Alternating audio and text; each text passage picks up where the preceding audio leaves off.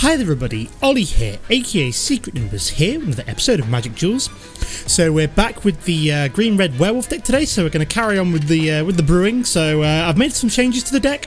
Probably the biggest change is to actually include Neglected Heirloom. Now, I'd completely forgotten about this card after opening it and trying to include it in the werewolf deck. Now, this is like the perfect card for a werewolf deck. So, it's a one mana artifact. You play it on turn 1 before any of your werewolves. You then equip it on, say, like turn 3. So, say for example, turn 2 we play out something like Kessig Forgemaster, Duskwatch Recruiter, or Hinterland Logger on turn 2.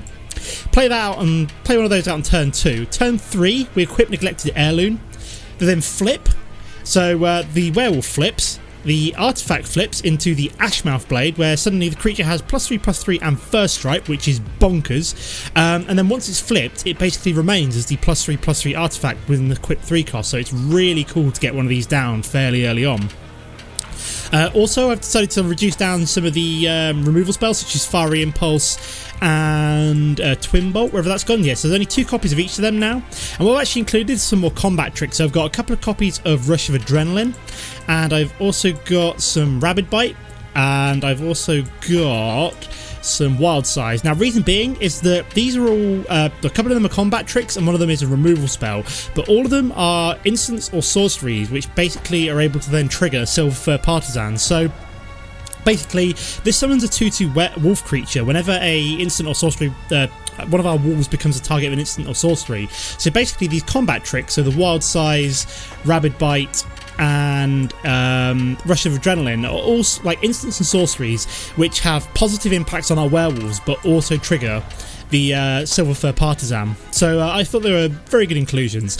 I've cut down a few of the other cards. So say for example, I think I've only got like 2 copies of Hinterland Logger, only got 2 copies of Breakneck Rider now, I've only got 2 copies of Hermit of the Natterknolls, and then I've also cut out basically all of the wolves. So things like the Wolf of Ancient, whatever it is. So if we go to, is it red and green? If we flick through here, I've got rid of things like, let's have a quick look. So what have I got rid of? Yeah, not the Ember Eye Wolf, it was, if we can find it quick, would be nice. Yeah, things like Ulrich's Kind didn't really work.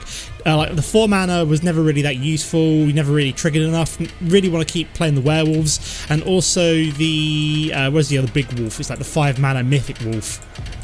Trying to find it. I mean, you almost want to just do a wolf synergy rather than a werewolf synergy in some of these decks. So yeah, we've got Wolf of Devil's Breach. So that was another wolf which didn't really, it just wasn't useful enough in terms of like the synergy with the rest of the cards. So it kind of all got cut. We're still running 22 mana. That's some of the changes I've made to the deck. I'll put an updated deck list below in the comments, so to go take a look at that, so you can take a look at the full deck list. But let's go play some games, guys. Okay guys, so for game number 1 we're playing Patrick Betrasark, something like that. I'll double check in a moment. We're down at rank 8 at the moment. I got up to just over rank 10 at one point. This is a really good hand to keep. We can't quite play out the Breakneck Rider, but the Geier Bandit is probably the more important of the 2 of these creatures anyway, so we've also got Rabid Bite, so we got a reasonable removal on possibly turn 4. Oh, here we go. We actually managed to find a Cinder Glade, so I'm going to play out the forests first. The 2 forests followed up by Cinder Glade on turn 3. Reason being is that basically means we can then potentially get out Breakneck Rider on turn 4, so could work for me. Okay, so we've got Glacial Fortress, so he's going to be playing out nothing on turn 2. So we shall play out excellent. That gives me a turn 2 play in the Duskwatch Recruiter.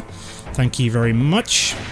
It's always nice to see. So we've got the double whammy of the Duskwatch Recruiter with the Geier Bandit next turn, which is pretty cool. We've also got a turn 4 play in the Arlinn Kord, so we've got plenty of options here. We're going to be transforming lots of werewolves, hopefully.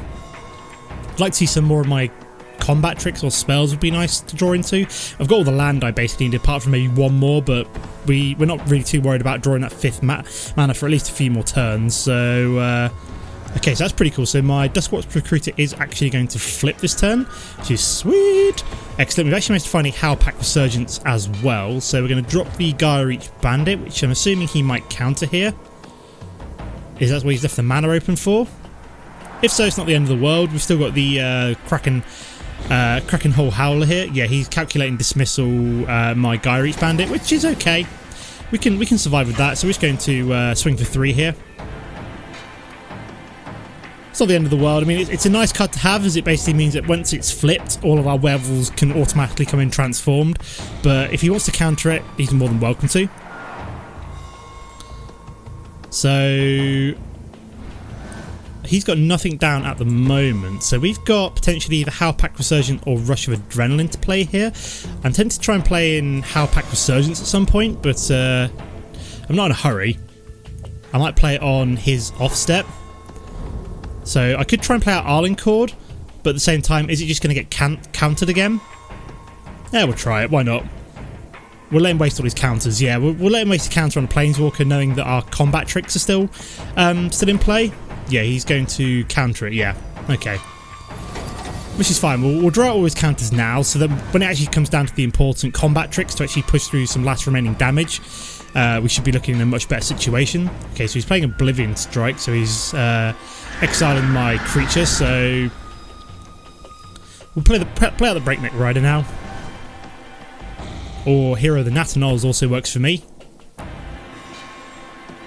There we go. So basically, if he tries to play any cards on our turn, it's going to draw us extra cards, which is kind of nice. So I'm probably going to play out Breakneck Rider next turn and try and get a double flip. Okay, that's interesting. So what's he going to do here then? He's going to draw us a card. He's either got to see what he's doing first. So he's paused the game, and I have no idea why. He's counting down, so okay, he's got Grasp of Darkness, which is target creature gets -4/-4 until end of turn. Well, that sucks, because basically I can't. That Rush of Adrenaline doesn't quite pump it up enough, so at least we draw a card from it. Or do we not? Or was that on his turn? Oh, that was on his turn. Okay, that's interesting. At least we've got a Geier Bandit here, which means that can come in and then swing for 3 damage here, so he's basically just trying to like fend off our werewolves here, and we just, you know, keep drawing them, so I'm not going to complain too much. Yeah, unfortunately, yeah, I think that that spell was on his turn, so yeah, it was on his turn, so we didn't actually draw us a card, and unfortunately the Rush of Adrenaline doesn't give us enough of a buff there to actually prevent it from dying, so it wouldn't have helped with the Breakneck Rider either, so it's okay. We've still got it open for pumping up our Geier Bandit potentially next turn. I mean, we've still got lots of options here. He's basically trying to play catch-up, so he's drawing 2 cards. And then he's going to drop an Evolving Wilds. So we're probably going to try and drop Breakneck Rider here. We've got a Twin Bolt, which is quite nice. So we're just going to swing with you. Now, do I actually send? I'm thinking don't actually play this. Don't play out anything, and just maybe play a Howlpack Resurgence on his end step. Just because it will then mean that our Geier Bandit will flip. So he is popping his Evolving Wilds. So we're getting pretty close to beating him down here. So that goes to a 4-3. So we've got both Howlpack Resurgence and Rush of Adrenaline. So if he has another one of those Grasp of Darkness, we can actually put our Building Pack Alpha out of range of that now.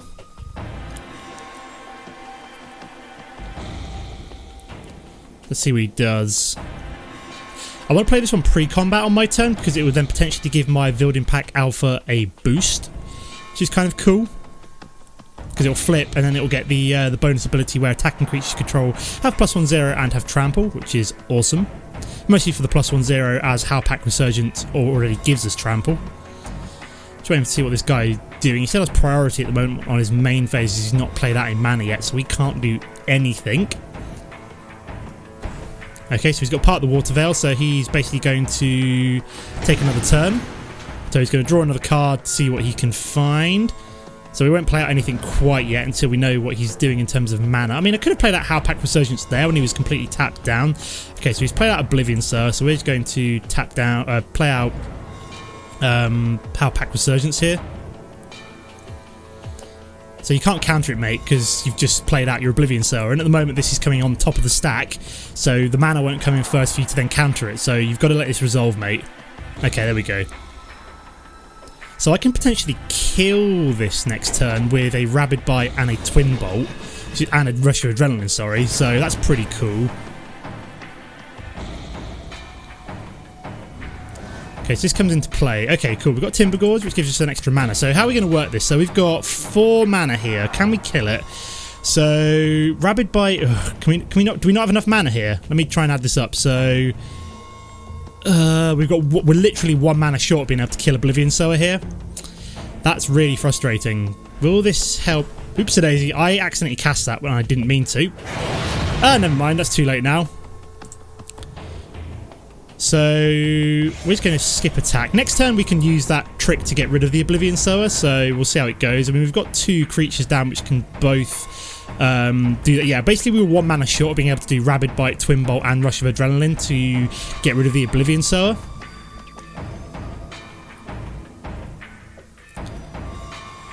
So I don't think there was any way of me being able to add it all up to actually get rid of it, so...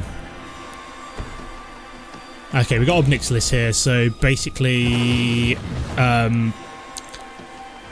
one of my creatures is about to die. Yep, my Vildin Pack Alpha. Which is fine. Okay, so at least we can get rid of Oblivion Sower, I'm hoping.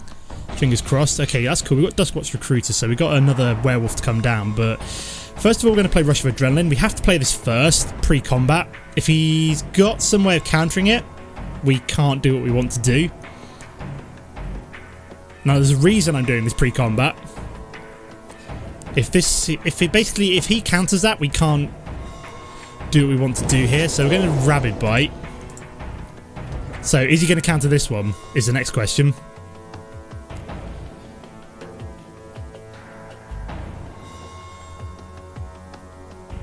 I mean, does he sacrifice the Oblivion Sower? Okay, he is. He's got no choice but to apparently.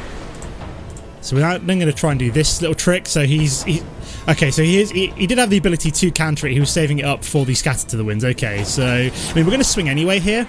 Reason being is that we're going to do it to his face. Yeah, because we can push through 6 damage there. Like if he. Oh yeah. Oh, I just realised that he only gets so he's going to block that. We're going to push through 7 damage. Awesome, so we've only got to push through 1 damage somehow. So another Twin Bolt would help us. I don't know what else he's got. We're running out of options here, so... Yeah. He can't actually +1 Obnixilis without dying, so Obnixilis essentially become useless to him. So... He put... Wow, that is a lot of 2/2 zombies. Yeah, that is a lot of 2/2 zombies. Okay, so we do have Sage of Ancient Lore. Now, I'm going to play out Duskwatch Recruiter first. Reason being, it will allow me to potentially block one of those zombies if he tries to swing. So he can't swing with all of these. He has to keep at least 2 back.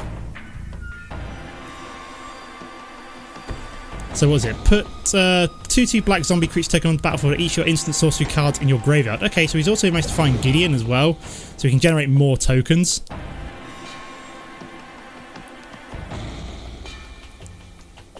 So I don't know how we're going to win this here. We're in a bit of a bind.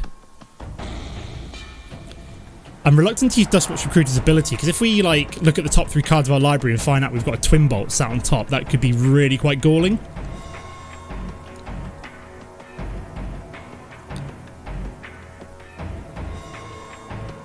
As it is, Sage of Ancient Lore is pretty useless, as it's just a 1/1 at the moment, and it would only come down as a 1/1. Yeah, only as a 1/1. Come down as a 2/2 actually, because it's got Howlpack Resurgence plus the 1 card that I draw into my hand. So he's going to +0 Gideon, so he gets himself an extra little Brucey bonus token. Okay, so we are going to use our Duskwatch Recruiter. Okay, we're going to grab Hermit of the Natterknolls. It's going to give us some extra creatures to play potentially. So the Twin Bolt would potentially win this for me. Okay, so he's not swinging. That's interesting. I was not expecting that. I was expecting him to swing quite a few cards there. Okay, we've got Cult of the Waxing Moon here. Do we play out Hero of the Natterknolls? Or Sage of Ancient Lore could be quite good as well, if we allow it to flip. I'm basically just trying to like build up a base of werewolves here, so... I mean, I could go Cult of the Waxing Moon. It's a big creature. Doesn't get trample though, so I'm going to go for Hero Sage of Ancient Lore. I'm going to draw a card. It comes down as a 3/3. Will come down as a 4/4, which is quite nice. We're going to skip attack for now.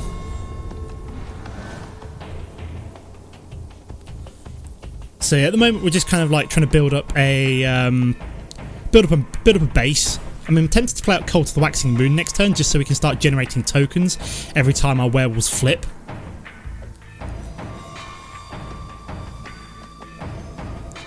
It's quite a tense match, like on 1 health, and I can't believe I've come up like 1 health short of being able to take him out. I'm trying to think of if I could have done anything differently, if I could have played things in different orders. No, I just don't think I could have done. It's just one of those situations where he just had counters for like absolutely everything. Like he had a Scatter to the Winds, the Broken Concentration, and Calculated Dismissal. So is he going to swing? He is going to swing with everything here. So we've got to block with at least a couple of things. So I hope he's not got some kind of removal here. So we go down to 10. And he's got a planar outburst. Okay, so everything's going to get wiped away. Is that throw a non-land creature? So he still gets his Gideon and his... So he gets a 4/4 elemental. And he's going to +0 Gideon as well. Okay. So I'm wondering which one we play out here. Do we play out Cult of the Waxing Moon, or do we try and play out one of our creatures? Depends on what we draw here. If we draw a cheaper creature, got Neglected Heirloom, which is not bad. So I'm tempted to play out here of the Natterknolls and Neglected Heirloom, and then also equip it all on this turn.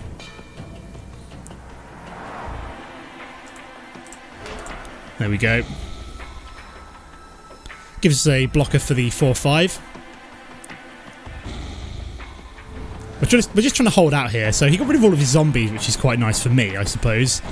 Puts me in a better situation. I've got some big creatures to come down still.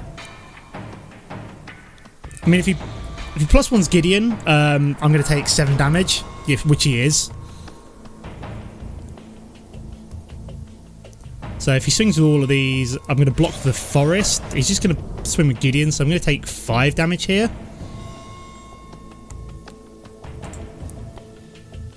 So if he doesn't play out a spell, which I don't think he has, that's going to flip and give us a very big creature.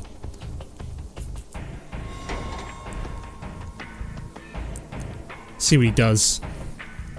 So if he doesn't play out anything, like if it's just a mana, for example, that flips and then suddenly that's probably game over, because it would flip to a very big creature with trample. I think he might be dead. I think that's why he's just paused, because if he's got nothing that he can play out this turn, then... Nope, he has a Tragic Arrogance, so nope, because my creature actually gets to stay here. So he only gets to keep one of his Planeswalkers, which assuming will be Gideon. He has to keep one of my Neglected Heirlooms, so basically that, and that all gets to stay on my side. So basically all he's getting rid of is...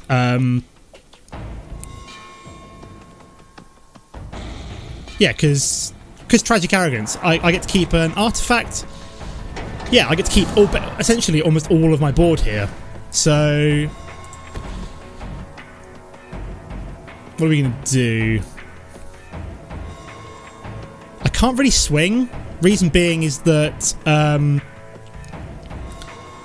let's skip attack and then just play out Cult of the Waxing Moon as a blocker for Gideon this turn, if he tries to swing at my face. Actually, that wouldn't really work, so... I wonder what that is, because if that flips and we're suddenly looking... If that's only a land... Okay, he's got another planar outburst, so everything's going to die. I'm dead here. So that sucks. He found the one spell which essentially saved his ass, which was a planar outburst, so that's really annoying. Never mind. Okay, guys, here we are for game number 2. Probably going to be the last game of today, just because that first one was so long. I can't believe I lost there to essentially...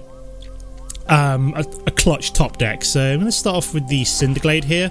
Can't play out Neglected Heirloom, unfortunately, but we would like to get Duskwatch Recruiter down next turn. Yeah, I can't believe I lost to the clutchest of all top decks there. I mean, you know, you couldn't have got any more of a clutch top deck, essentially. If I draw a mana now, I'm going to be annoyed. Oh, I'm really annoyed, because I could have played out the untapped land and then got my Neglected Heirloom down, yada yada yada. That's fine. I'll play out Neglected Heirloom next turn and equip it, potentially. See if he plays out a spell. And then we won't play out anything for the turn after that, something like that. Because we've got the Twin Bolt we can use on his turn to... Okay, we've got a Child of the Night, which basically makes Twin Bolt very, very good.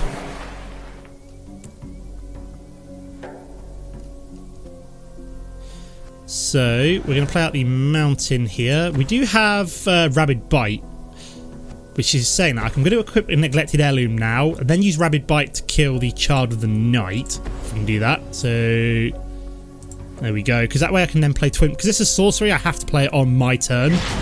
So I'm going to use that to kill the... what's it called? The Vampire now. I can then equip Neglected Heirloom next turn, and then use Twin Bolt to kill any creatures he might play on the turn after that. So that's my logic anyway. So see what he's going to play. See what he's going to play this turn. So it looks like we've got maybe white black life drain. Playing the rank 2 Drewman. We're down to rank 7 now. It's fine. I'm still getting used to the game. The meta's still settling out. I'm not in any great hurry to gain ranks. I'm still brewing with decks at the moment. I'm probably going to make a vampire deck for the end of next week. So target opponent loses 3 life and you gain 3 life. Okay, so that immediately flips my Duskwatch Recruiter, which actually really quite spoils my plans. Actually, no, it doesn't, because it doesn't. Well, no, it doesn't flip my Duskwatch Recruiter. So yeah, basically what's going to happen here is that's going to go like so. So we can actually play out Sage of Ancient Lore now, or Arlinn Kord. Which one do we play? We're going to go for the Sage, I think, and then maybe equip the artifact on top of that later on. Yeah, he realised that playing that spell would then allow me to actually equip Neglected Heirloom. So what's he doing here then? So he's playing Gideon's Reproach. Okay, so he's going to deal 4 damage to target creature. That's actually really sucky because basically... yeah, in hindsight, should have put the played out Sage of Ancient Lore beforehand, but it's not the end of the world. And then we're just going to +2/0 Arlinn Kord to then give us a creature to maybe potentially put something on later on. So at least we've got something to attack with. We can also get +1/+1 and trample every turn, which is quite nice. So yeah, it's really annoying that he had that Gideon's Reproach there. Maybe he shouldn't have swung with the Duskwatch Recruiter, or whatever the flip version of Duskwatch Recruiter is. Krallen Horde Howler. Because I really should have played out Sage of Ancient Lore first. It's one of those... Okay, so he decided to just quit, so we're just going to leave game and move on to game number 3. Okay guys, here we have game number 3. So we're playing the rank 3 Lulu Scorpio. So yeah, I do like the fact that we can just leave games now, because I wasn't convinced we were going to have a successful game there. So I almost prefer the fact that we can just move on to a game where we've got slightly better chances. And this is actually a really nice hand to start off with. So we've got Duskwatch Recruiter and Kessig Forgemaster. We've also got Howlpack Resurgence and a Rabid Bite. So very, very nice hand to start off with. So Lulu Scorpio has mulligan down at least once. Looks like they're not mulliganing down again. We're on the draw, sorry, not them. They're on the play. So they've gone for a Shambling Vent. Black-white seems to be very, very popular at the moment. Oh, that's sweet. So we've got Duskwatch Recruiter into turn 3 Geier Bandit. Allow them to flip on turn 4 and play out Howlpack Resurgence and then start playing other creatures after that. So yeah, white-black is definitely popular right now. So if we'd been on the play there, we might have been able to actually have flipped our first werewolf there, but... see what he does though. Okay, so nothing from Lulu Scorpio on turn 2, so very nice. We found more werewolves. We always like to see extra werewolves. We're going to play out our Duskwatch Recruiter. One of our sort of lords, I suppose, of the werewolf deck, especially it allows us to play out our creatures for 1 mana less. So Geier Bandit is definitely the best of all the the werewolf lord abilities, so the fact that it means we can automatically flip our werewolves. So okay, so he's played out a McKinley Patrol. So what I might do here is play out the Mountain, and then potentially if he blocks with the McKinley Patrol, flash in Howlpack Resurgence, see what he does. If he doesn't, we might I don't know what we're going to do here. We'd like to have played out Geier Bandit there, but so is he going to block? If we do, we can always get Howlpack Resurgence down now, which could be quite nice. Okay, he's going to fall for our trick here. So we're going to flash in Howlpack Resurgence, kill his McKinley Patrol as he's already committed to the block. And there we go. So we destroy that, and then we also got our enchantment in play for later on as well. So it gives all of our werewolves +3, +1/+1 and trample. Sorry, I'm thinking of Geier each bandit here. So you're going to come down, nothing we're too scared of, just a 2/2. So we'll probably play out Geier each bandit this turn and then swing with both of them. Oh, very nice, another Howlpack Resurgence. Always nice to see double Howlpack Resurgence in my opinion. So I'm not too scared of what he might have here. I don't think there's any 1 mana kind of like combat tricks that white has which would save this. I could be mistaken, of course. I have been known to be wrong. So we are going to push through 7 damage here. So what we're potentially going to do next turn is not play out anything and then Howlpack Resurgence on his turn. Just so these guys flip. Okay, what we got here then? Forsaken Sanctuary. So it's the new tap land. So he's only got 3 mana. What's he got? It's got to be something good. Otherwise, we're going to start running away with things here, especially if we get this Geier each bandit to flip, would be nice. It basically then means that any subsequent werewolves we play automatically come down as the werewolf form, which is usually the better of the two. Okay, he's got a Nimbus Wing, so what's that going to make it? It's going to make it a 3/4. So he's going to swing for 3, I'd assume. We can actually kill it with a Rabid Bite from our Geier each bandit, which is kind of cool as well. So, yeah, creature control deals damage equal to its power to target creature. Yeah, okay, that's cool. So we are actually going to Rabid Bite, just so we can get rid of it. So we're going to Rabid Bite, so we can select you, kill you. Swing for 7, taking down to 6. So yeah, this is really almost like a textbook example of how to use the werewolves. So Howlpack Resurgence, Rabid Bite is all fantastic. The only thing we haven't managed to do this turn is actually flip any of our werewolves. So yeah, white-black is very, very common right now. It's like, I think it's either the combination of like the life gain abilities and also the allies that it all involves. But yeah, I've seen a lot of black-white so far. Okay, we've got suppression bonds here. So what's actually kind of funny is with suppression bonds is that if this flips, what's actually kind of hilarious is it's untriggered ability still activates. So we're going to swing just with the Duskwatch Recruiter here. Get it to flip, play out another Howlpack Resurgence, and then we can start swinging with all our other big creatures. So yeah, I don't think Howlpack Resurgence wouldn't have helped. So these guys are now going to flip. This one does flip, even though it's got the suppression bonds, it flips into its werewolf form, which is now essentially a useless creature which he's triggered, which he won't be able to do anything about, which is essentially going to make all of my werewolves transform anyway. So it's kind of fun in that regard. It stopped him from losing this turn, but at the same time it's going to make all of my werewolves infinitely better because of it. So we can actually play out 2 of our... so he's playing out an Accursed Spirit, nothing we're too bothered about. So he's got nothing, so we're going to flash in our second Howlpack Resurgence. It's Howlpack Resurgence, isn't it? Yeah, so... Yep, that's actually game over, because even if he... Oh, we've actually got a third one. My god, we've got all 3 of our Howlpack Resurgence have come out of this match. But yeah, he can only block 2 damage here from the 2 health on the Accursed Spirit, and that's basically game over. So the other 3 damage goes through his trample. Excellent. So that was a nice win, actually. Good way of using the werewolves. So we're up to 750 gold. So what that actually means is that because we won that last game, we can actually open up 5 over the Gatewatch packs for this episode. So let's open you up. So we'll start off with 2. Here we go. So open booster.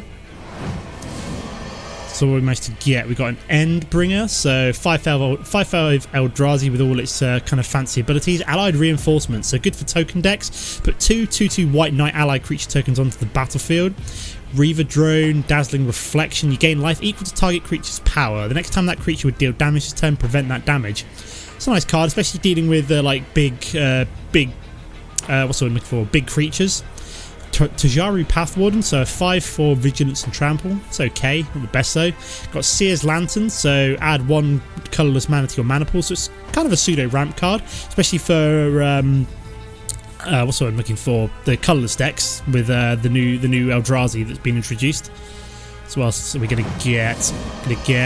a Sylvan Advocate, so quite nice for like ramp decks, especially as it gets the +2/+2 when you have 6 or more land. We've got Truce Interference, counter target spell unless its controller pays 1. Not the best counter spell, but you do get an Eldrazi sign out of it. Unity of Purpose is support. Kezzal's Toll Collector we've seen before. Vampire Envoy, so more vampires for a vampire tribal deck. Whenever Vampire Envoy becomes tapped, you gain 1 life. That's actually really cool, especially for like life gain and drain. Untamed Hunger, enchanted creature gets +2/+1 and has Menace. It's quite a nice enchantment actually. Quite a nice enchantment. Let's buy a couple more. So we're up to 21% of the set collected so far. So each booster adds about 3% to the 1.5% to the collection, I think. So what we get? We got Shoulder to Shoulder, support 2, so we can basically add tokens to things. Got another Untamed Hunger, Warden of Geometry, so 2/3 with Vigilance, and you can add colourless mana to your mana pool. Baloth Null, enter battlefield, return up to 2 target creature cards from your graveyard to your hand, so good for Reanimators. Embodiment of Insight, a 4/4 Vigilance, land creature control have Vigilance, so good for kind of like lots of Awakening and stuff like that. So yeah, that's pretty cool. Then we've got Ruins of Oran Reef, enters battlefield tapped, add 1 colourless mana to your mana pool. That's pretty cool. You can also put a 1/1 counter on target colourless creature that enters battlefield this turn. Very nice. Good for also looking for Eldrazi decks. What else do we get? We've got our first mythic from Oath of the Gatewatch. So we've got Kalitas, Traitor of Get. So it's a 3/4 with lifelink. If a non-token creature an opponent controls would die, instead exile that card and put a 2/2 black zombie creature token onto the battlefield. Awesome. Sacrifice another vampire or zombie. Put 2 1/1 counters on Kalitas, Traitor of Get. Wow, that's going to be brilliant for like vampire synergy. So that's a really awesome card. So very nice. Got Roiling Waters. So return up to 2 target creatures your opponent controls to their owner's hands. Target player draws 2 cards. That's all right. Core Scythe Master. So more allies. Amara Entangler. More allies, so blue ally this time, and also Reality Hemorrhage Devoid. Deals 2 damage to target creature or player. It's not too bad actually. So it's a bit like a Twin Bolt, but not the ability to like dish out 1 damage like 2 sides. So what we're going to get from our final booster of the day, it is going to be Shoulder to Shoulder, Spawnbinder Mage, so cohort, tap an untapped ally, tap target creature. Ooh, Cliffhaven Vampire. I want this for like a vampire tribal, so I'm going to play around with either red-black or red-white-black, depending on which one works the best. More vampires as well. Tap an untapped ally you control, you draw a card and you lose 1 life. So yeah, there's lots of vampires from both Oath of the Gatewatch and Shadows over Innistrad. And Impulsive Marasser. Return target creature or land card from graveyard to its owner's hand, you gain 6 life. Okay, interesting. So we've got 26, over a quarter of Shadows over Innistrad, not Shadows over Innistrad, Oath of the Gatewatch unlocked. So hopefully it shouldn't be too much longer before we unlock that full set. But I'm going to leave it here for now. As always guys, don't forget to comment and like if you enjoyed the episode, and I'll see you next time. Goodbye.